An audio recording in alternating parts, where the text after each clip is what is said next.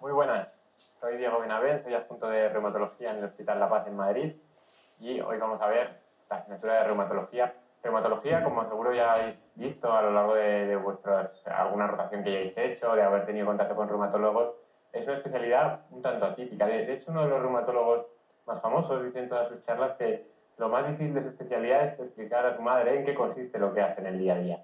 Y es un poquito así, la verdad, porque bueno, si bien un nefrólogo tiene muy claro a lo que se va a dedicar, que es al riñón, un ginecólogo tiene muy claro sus áreas de experiencia, un reumatólogo, pues es verdad que tiene muchas partes tangenciales con otras especialidades, como sabéis, pues efectivamente con la dermatología, con la medicina interna, con la nefrología, y hace que, bueno, que a la hora de la verdad un reumatólogo tenga que ser un médico muy preparado para controlar diferentes ámbitos. Dicho esto, vamos a ver cuáles son los temas que vamos a ver en la clase de hoy. Son 6 temas que tenemos aquí, como son la monoartritis, importante el manejo de cualquier monoartritis, la artritis reumatoide, la espondiloartritis, la osteoporosis, la fibromialgia y la artrosis. Vamos allá con el primer tema de ellos, que son las monoartritis. Tema muy importante de manejar para cualquier médico, saber cuál es la conducta adecuada a tener ante una inflamación de una sola articulación. Y es que mirad, hace muchos años se hizo un estudio en Estados Unidos entre reumatólogos en formación y se trató de ver cuál era la diferencia entre los reumatólogos que empezaban y los reumatólogos que estaban acabando su formación. Y se vio que más allá de saber mucha patología, de saber mucha imagen, la principal diferencia era en la manera de nomenclaturar las enfermedades. Y esto es muy importante para empezar a entender bien la reumatología, saber que no es lo mismo decir que a una persona le duele la espalda y le duele más por la noche que decir que tiene una lumbalgia inflamatoria, o no es lo mismo decir que tiene 2 articulaciones inflamadas que decir que tiene una oligoartritis. Y por eso es importante que de cara a enfocar el estudio de los temas de reumatología, absorbáis todo lo que habéis aprendido en estos años de formación médica y podáis integrar todo lo que sabéis para abordar mejor los temas. Porque, lógicamente, no tiene sentido ponerse a aprender de memoria estos patrones, ni tampoco pues, todas las enfermedades de reuma, que son demasiadas, pero sí que hay ciertas cosas que es sin duda importante saber. Por ello, antes de empezar con la monoartritis en sí, vamos a ver unos conceptos muy básicos. Lo primero, quiero que entendáis la diferencia cardinal para un reumatólogo entre un dolor articular y una inflamación articular. Cuando a mí como reumatólogo me dicen que a un paciente tiene artralgias, pues bueno, pues la verdad es que en mi mente piensa, bueno, artralgia, pues algo muy inespecífico, desde una gripe de artralgias, cualquier viriasis o muchísimas enfermedades en medicina pueden producir dolor de las articulaciones. Sin embargo, cuando ya me hablan de que en esa articulación hay una inflamación, de que hay una artritis, mi mente ya pone el chip del diagnóstico diferencial muy importante en reumatología, porque muchas artritis tienen una importancia tremenda en el diagnóstico precoz y también el abordaje y el tratamiento precoz. Por eso es importante que tengamos en la cabeza desde ya un esquema. Primero, estamos en el tema de monoartritis y como veremos, en las monoartritis pueden ser de 2 tipos fundamentalmente. Pueden ser, como sabéis, o sea, seguro que os acordáis del MIR, toda monoartritis es una artritis séptica hasta que se demuestre lo contrario. Y por otro lado, también una monoartritis muy frecuente y que vamos olvidando progresivamente con la práctica clínica, pero que es muy, muy importante, es la artritis microcristalina, la gota o la condrocalcinosis.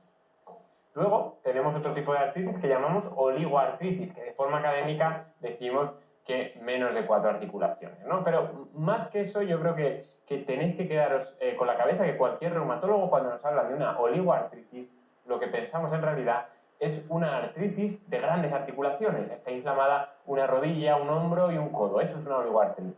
¿Bien? No tanto ponernos a contar si tiene 3 articulaciones o 5 pequeñitas. Realmente en las manos, cuando a mí alguien me dice que tiene una artritis de manos, generalmente tiende a pensar que es una poliartritis. ¿Bien?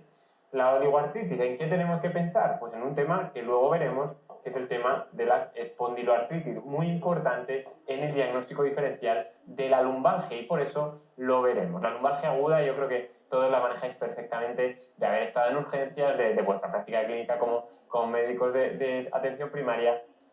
El diagnóstico diferencial de otras patologías con dolor lumbar crónico, como la espondiloartritis, es muy importante. Y por último, tenemos la poliartritis. Y hablando de poliartritis, como luego veremos, tenemos que diferenciar dos cosas fundamentales. Poliartritis, más de 4 articulaciones. Pero esto tendremos que preguntarnos, pero ¿esta poliartritis es aguda? Es decir, ¿tiene muy pocos días o semanas de evolución? ¿O es crónica? Como seguro que os suena, toda poliartritis aguda, en principio lo que hay que pensar es un virus. Virus como el parvovirus, por ejemplo, que es de lo más frecuente, pero también la rubeola, la hepatitis B pueden dar poliartritis aguda. Poliartritis crónica, ¿en quién tenemos que pensar? Pues principalmente en la artritis reumatoide. Y este esquema es muy importante que lo tengáis bien presente cuando os hablen de una artritis en cualquier paciente, porque tenéis que desde el primer momento pensar en la importancia del abordaje precoz. Bien, por último, recalcar dos conceptos fundamentales en reumatología, el dolor mecánico y el dolor inflamatorio. ¿Dolor mecánico qué es? Es el dolor que empeora con la actividad y mejora con el reposo. El dolor típico de la artrosis, que todo está un poquito mal hecha la articulación y de usarla pues nos va doliendo. Totalmente opuesto al dolor inflamatorio, que es un dolor producido por la tormenta de citoquinas que se produce ahí en la articulación, un jaleo tremendo y acaba produciéndose una artritis que produce dolor en reposo y que se dice tradicionalmente que mejora con el movimiento. No es tanto que con el movimiento desaparezca, pero sí que es verdad que se describen mejorías del dolor. Importante para este tema de monoartritis el líquido articular. ¿Por qué? Porque en toda monoartritis tendremos que pinchar la articulación para examinar el líquido sinovial o líquido articular. ¿Qué es esto del líquido sinovial? Bien, importante saber la definición para entenderlo. El líquido sinovial es un ultrafiltrado del plasma con ácido hialurónico. Ultrafiltrado del plasma con ácido hialurónico. Y eso quiero que lo recordéis porque así sabréis que el líquido sinovial normal, que como sabéis es un líquido sinovial, por ejemplo, de una articulación mecánica, de una articulación que tiene daño mecánico como la artrosis, es muy parecido al plasma, tiene pues eso, los leucocitos similares al plasma, tiene la glucosa similar al plasma, pero tiene una peculiaridad que como tiene el ácido hialurónico, tiene una viscosidad alta. El líquido sinovial normal es muy mucoso, es muy viscoso. Veis aquí una foto de un líquido sinovial normal. Cuando pinchamos la articulación, lo primero que hacemos es mirarla de forma macroscópica y en un líquido sinovial de una articulación mecánica o normal, lo que pasa es que es transparente. ¿Qué ocurre cuando el líquido sinovial empieza a ser patológico? Pues empiezan a proliferar las células y la fisiopatología es similar tanto en el inflamatorio como en el infeccioso. Lo que pasa que lo que varía es la cantidad, ¿no? En el inflamatorio suele ser por debajo de 50.000 células y en el infeccioso séptico por encima de 50.000 células. De hecho, este dintel de 50.000 células, 50.000 polimorfonucleares, se ha descrito como con un gran valor predictivo negativo para el diagnóstico de artritis séptica. Esto es, por debajo de 50.000 no solemos encontrar artritis séptica. ¿Qué ocurre con las células? Pues las células lo que hacen es comerse la glucosa, entre comillas. Y por ello, en un líquido sinovial inflamatorio tendemos a tener una glucosa baja, más bien, en torno a 20 o así. Mientras que en un líquido sinovial séptico todavía más baja. Podemos encontrarnos glucosas muy, muy bajas de día. ¿Bien? La viscosidad es otra característica importante y un poco contraintuitiva, porque yo antes de ser reumatólogo pensaba, bueno, un líquido sinovial feo probablemente sea mucho más viscoso. Pues no. Las células, además de comerse la glucosa, entre comillas, se comen el ácido hialurónico. Y eso hace que el líquido sinovial inflamatorio o infeccioso sea menos viscoso. De manera mnemotécnica nos podemos acordar que lo turbio no es viscoso. Lo turbio no es viscoso. Bien, tenemos aquí líquidos sinoviales distintos.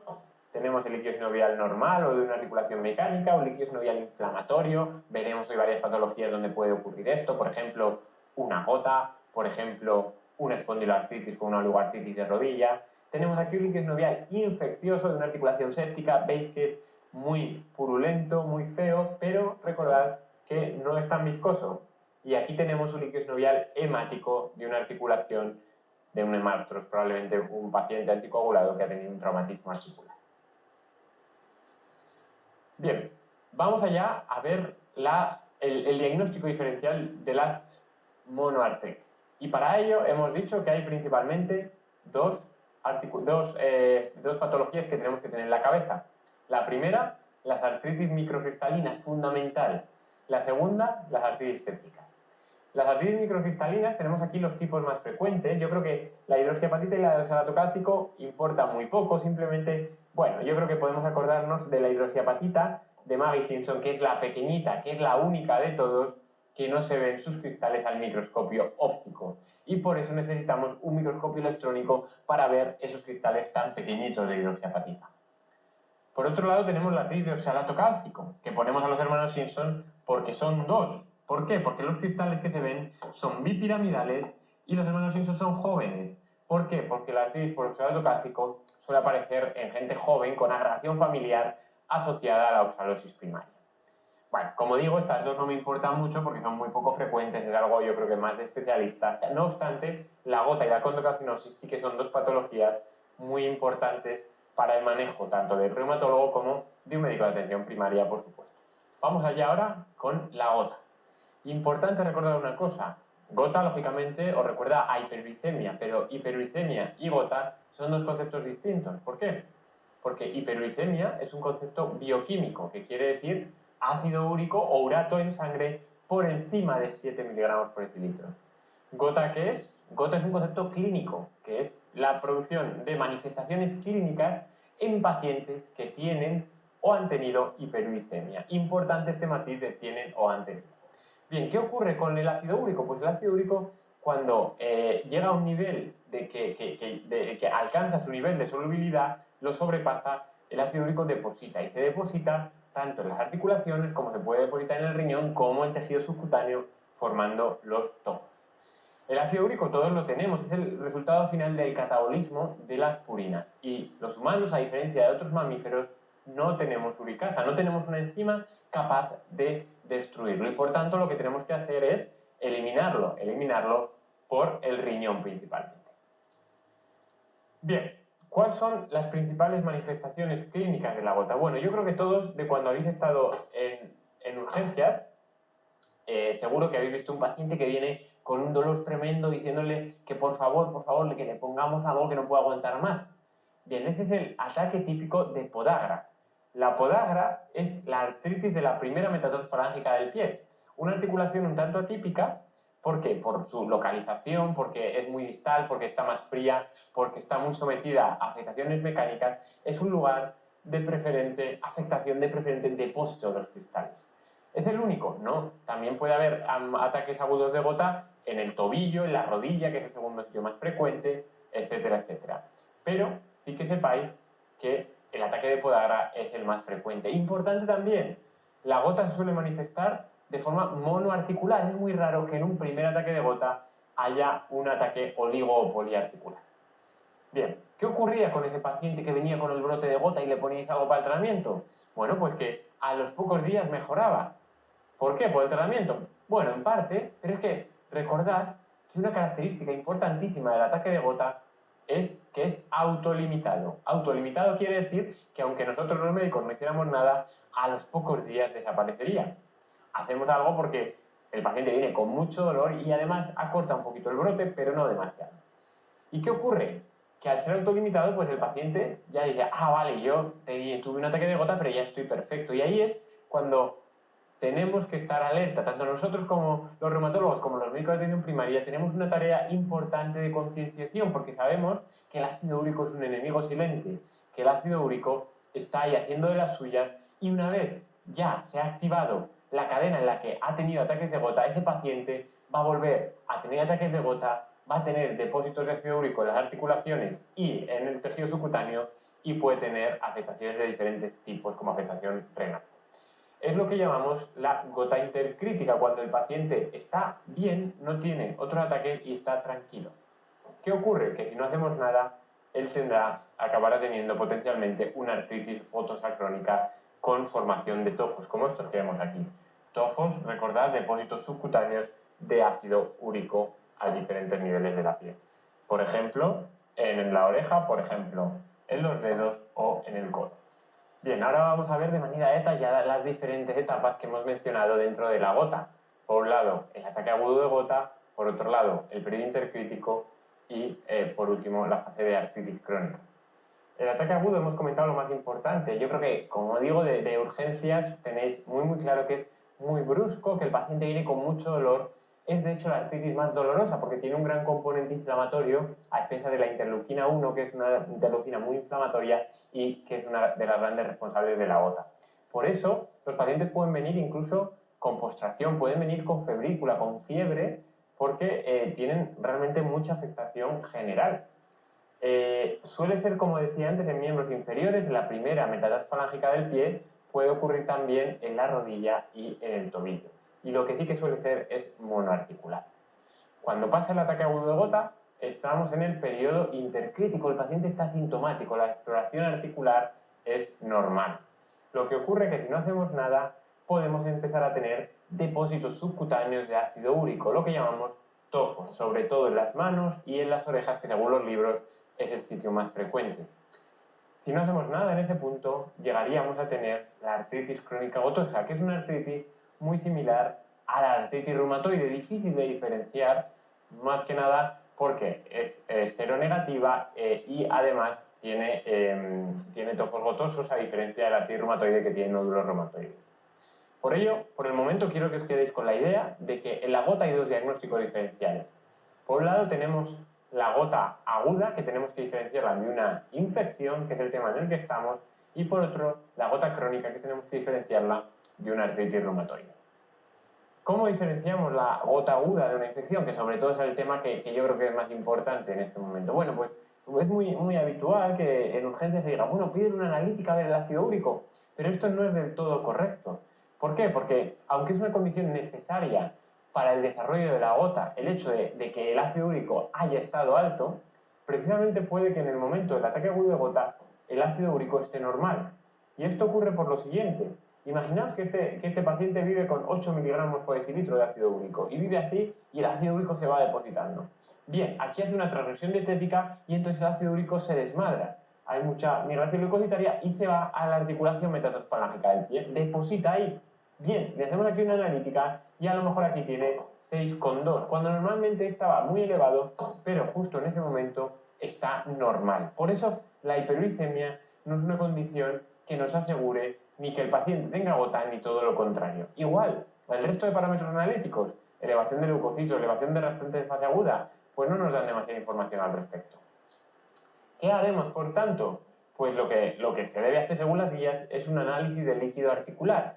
Pinchar la articulación mediante una artrocentesis para poder ver el líquido al microscopio. Y esto es clave en las microcristalinas. Se mira el líquido al microscopio y se ven los cristales de gota, que son, como veis aquí, cristales en forma de aguja y, como decimos, con birrefringencia negativa. Esto de la birrefringencia negativa no quiere decir otra cosa que brillan, y por eso se dice que tienen birrefringencia, de hecho se dice que tienen birrefringencia fuerte, porque brillan y brillan mucho, y lo de negativa no es más que un convenio que se hace porque cuando se pone un compensador que hace que unos haces de luz giren en un sentido y otros en otro, cuando la luz va paralela son amarillos y cuando va perpendicular son azules. Y por eso que veis ahí debajo es típico hacer diagnóstico de una gota. ¿Qué más pediremos? Bueno, pues tradicionalmente siempre se tiende a pedir muchas radiografías a todo lo articular, ¿no? Bueno, que sepáis que en una gota aguda no va a aportar prácticamente nada. Podemos ver aumento del tejido celular subcutáneo, podemos ver pues aumento de las partes blandas. Bueno, teóricamente, una radiografía lógicamente solo se intuye, no se puede ver bien, pero poca cosa más.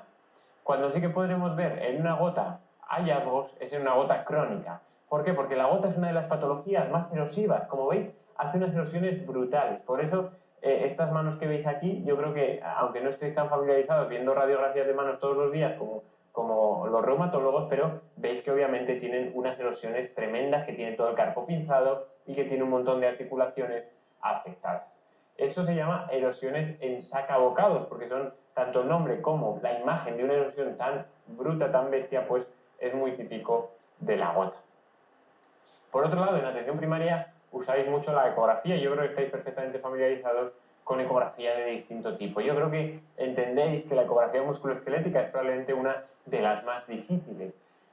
¿Y cómo usamos la ecografía en reuma? Pues bien, esto es una articulación metatarsalángica, como imaginaréis, y esto es la cápsula articular. Y yo creo que eso estaréis relativamente familiarizados o con capacidad de verlo perfectamente.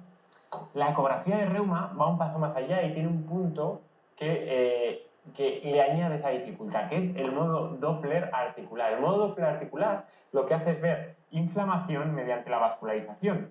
De manera que, como la usamos nosotros en práctica clínica, es para saber si realmente una articulación tiene una artritis, si una articulación que aparentemente está un poco aumentada de tamaño tiene una artritis. O de manera análoga también, para saber si un paciente con un diagnóstico de artritis de cualquier tipo tiene actividad en ese momento. Lo veremos luego con la artritis reumatoide.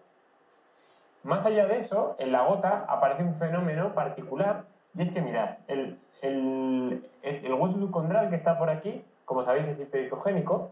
Lo que ocurre es que la cápsula articular que está por encima normalmente no se vería, como veis aquí en esta articulación metatarsalángica, y como sabéis, apenas se debe más que intuir.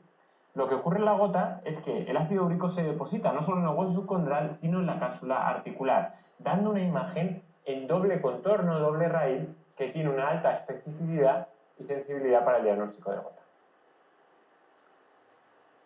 ¿Cómo tratamos la gota? Bien, importante diferenciar el tratamiento del ataque agudo del tratamiento hipouricemiante, que será el de mantenimiento. El tratamiento del ataque agudo es muy fácil. 2 medicamentos de entrada.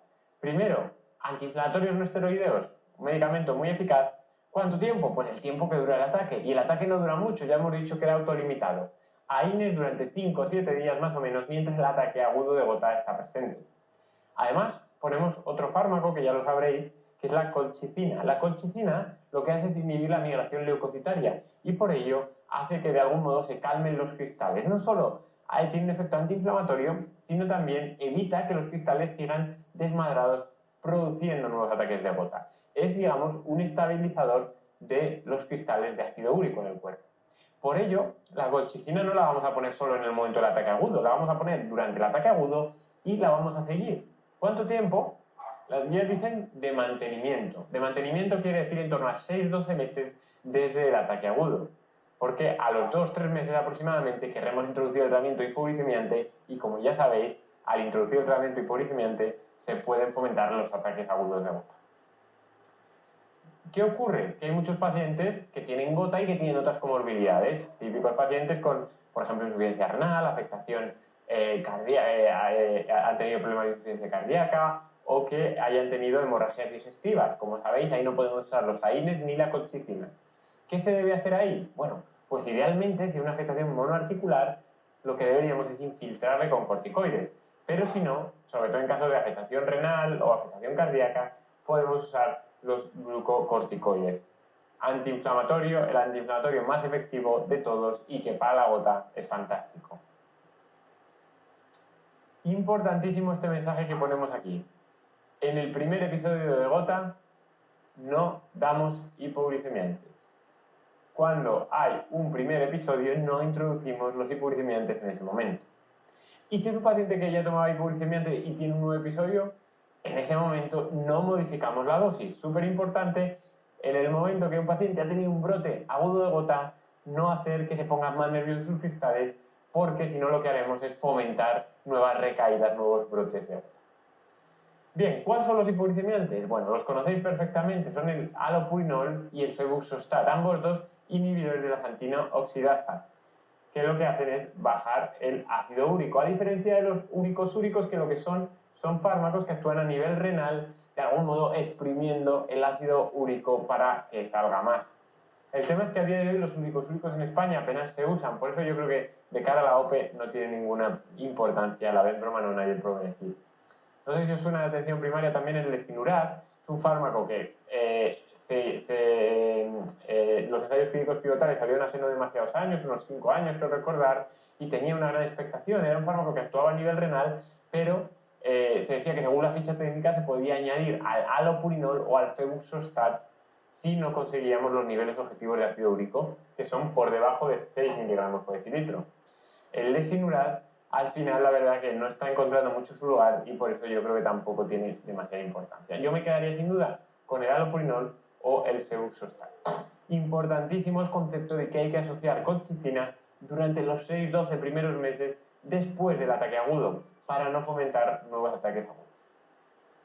De manera resumida, La hiperuricemia sintomática no se trata, por lo menos no se trata en reuma. A lo mejor habéis estado en alguna consulta de riesgo cardiovascular y ahí hay un poquito más de debate porque a veces se considera como un factor de riesgo cardiovascular, pero a día de hoy hay más evidencia para pensar que probablemente sea un marcador de riesgo y no tanto un factor de riesgo. Por eso, en reuma la hiperuricemia sintomática no se trata. La artritis aguda de gota, muy fácil, se trata con colchicina de mantenimiento y AINES mientras dure el ataque. Si el paciente tiene contraindicación, le trataremos con corticoides. Y por último, la gota intercrítica. Tras haber puesto la colchicina a los 2-3 meses del ataque agudo, ahí le podemos introducir el alopurinol. Empezamos poco a poco alopurinol de 100, por ejemplo, y podemos ir subiendo progresivamente, por ejemplo, 300 es una dosis razonable. Y si el paciente tiene un ataque agudo de gota y tiene alopurinol, por ejemplo, de 200, ¿qué hacemos? No modificamos la dosis en el momento agudo del ataque agudo. Si vemos al pasar unos meses que sigue teniendo hiperuricemia, pues quizás sí que sea el momento de subir el alopurinol, pero en un momento de estabilidad, tras haberle puesto la colchicina y tras saber que esos cristales están tranquilos. Bien, vamos allá a ver una pregunta. Con respecto a la gota, marque la opción incorrecta. 1. La afectación poliarticular de la gota ocurre generalmente desde los ataques iniciales. 2. Los niveles séricos de ácido úrico pueden ser bajos durante el ataque agudo. 3. La artritis séptica aguda puede presentarse con cuadro clínico similar al ataque agudo de gota. 4. El signo del doble contorno ecográfico es muy específico para la gota. Bien, vamos por abajo. El signo del doble contorno es muy específico para la gota, lo hemos dicho. La artritis séptica aguda puede presentarse similar a la gota. Efectivamente, estamos en un tema de monoartritis, diagnóstico diferencial. Los niveles séricos de ácido úrico pueden ser bajos en un ataque agudo. Sí pueden ser bajos por lo que hemos explicado y por tanto la falsa es que la afectación poliarticular ocurre desde los ataques iniciales. No, de ocurrir suele ser más en estadios más tardes. Bien, la condrocalcinosis, vamos allá. La condrocalcinosis en realidad la deberíamos llamar todos artritis por pirofosfato cálcico, que es el cristal que se deposita. Si en la gota teníamos el urato monosódico, aquí tenemos el pirofosfato cálcico. Y es un cristal que se deposita sobre todo en gente mayor. Y por eso quiero que recordéis que la condrocalcinosis o artritis por pirofosfato cálcico es una patología de gente anciana, muy frecuente, la vemos un montón en reumatología, es el principal motivo de interconsulta, por ejemplo, de pacientes que están sometiéndose a una cirugía o pacientes que están ingresados en otros servicios y que de repente nunca habían tenido una artritis y con 80 años tienen una artritis. Pues esto lo que solemos pensar es una condrocalcinosis. Condrocalcinosis típica de personas ancianas y típica de la articulación de la rodilla.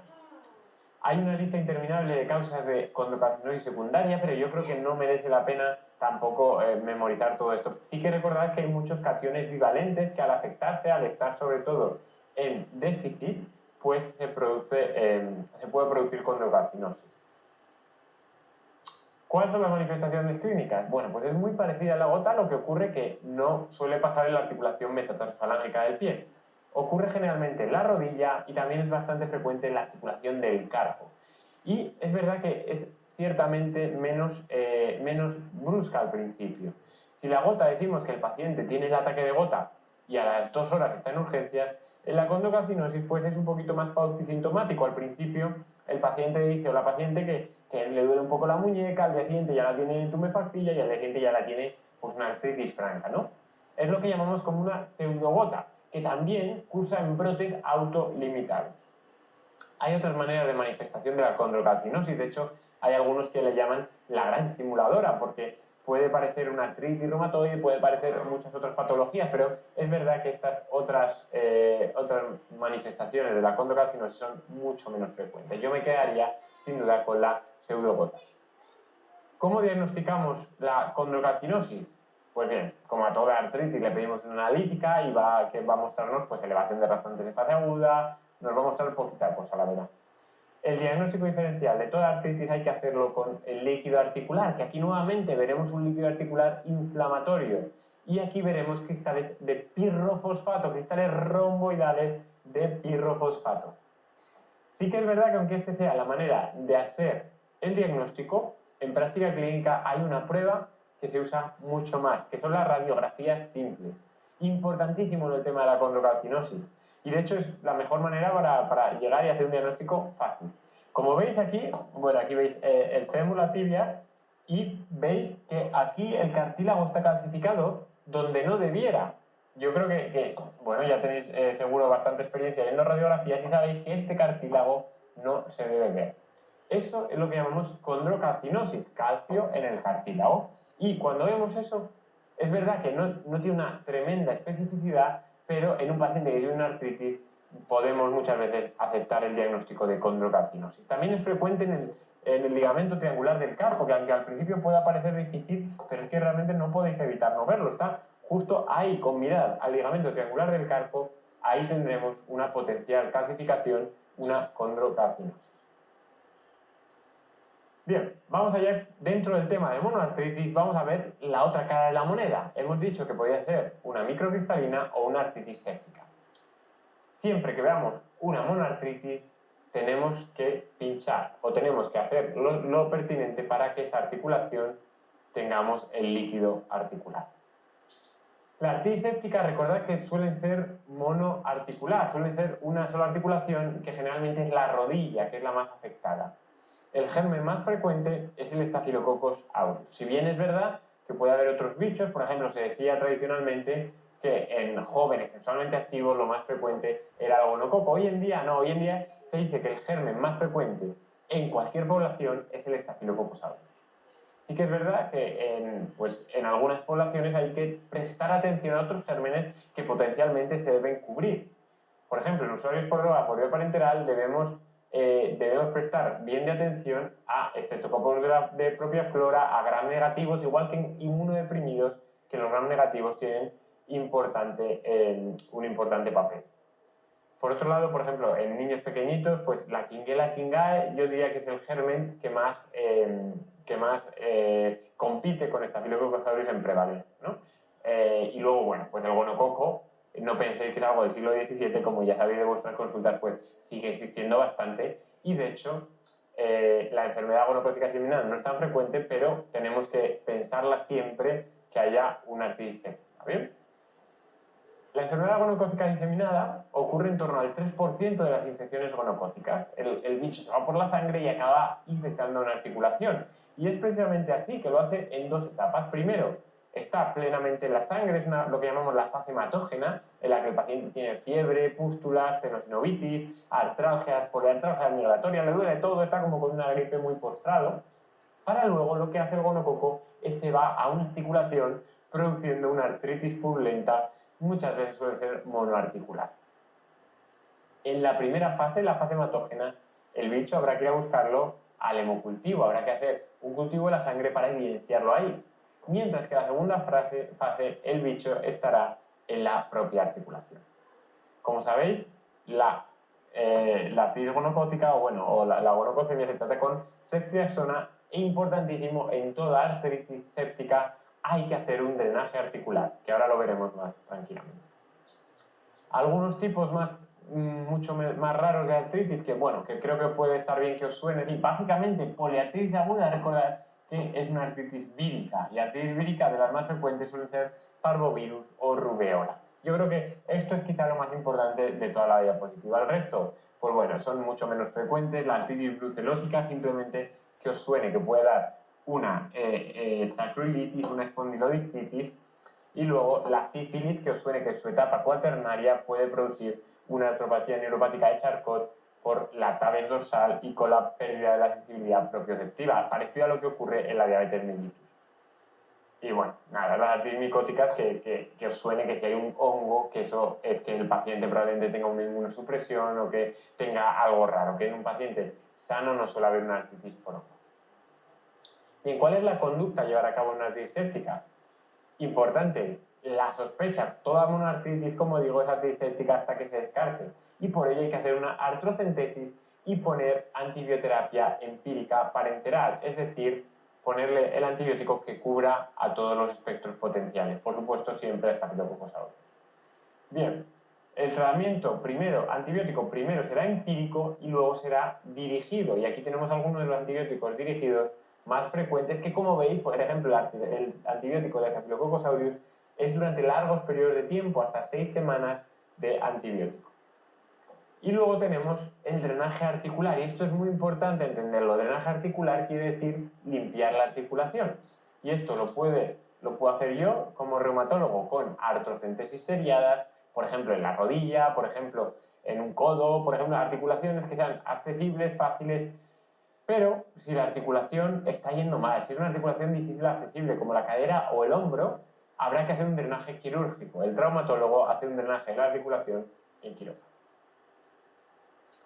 Bien, vamos allá con la pregunta que dice así. Acude a urgencias un varón de 65 años, diabético, por dolor y tumefacción en rodilla derecha de 2 días de duración, asociada a fiebre de 38 grados y medio. Realiza artrocentesis y en el líquido articular se observan 65.000 células. ¿Cuál sería la actitud a seguir?